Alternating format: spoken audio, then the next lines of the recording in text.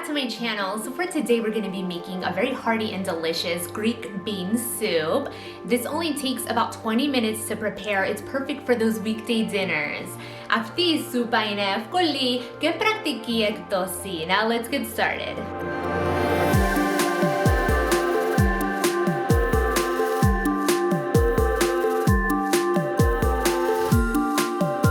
To start this fasolada Greek bean soup, I'm adding 2 tablespoons of rich olive oil to my pot. Now don't be stingy on this part because it's going to add a lot of richness to this soup. Then goes in a chopped white onion. This is going to saute a bit until it's translucent. For those of you who are new to my channel, thank you so much for joining me today. I post new videos every other day of unique recipes. Be sure to subscribe to my channel if you haven't already so you won't miss out on them.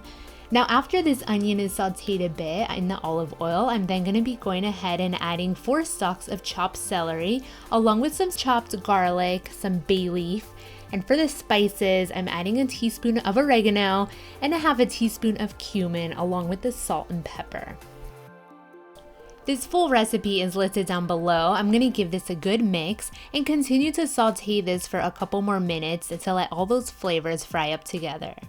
Now to finish this soup up, I'm then going to be adding 3 15-ounce cans of white cannellini beans, which have been rinsed and drained. These little beans are so creamy and delicious. And of course, if you have the time, feel free to boil these beforehand if you're buying them dried.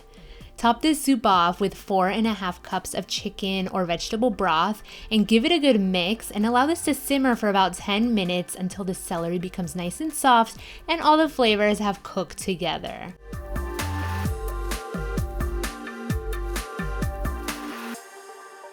For the last part, this is optional but strongly recommended. I'm removing the bay leaf from the soup and blending about a cupful of the beans together. This makes a huge difference for the end result. The soup becomes creamy and full-bodied in texture.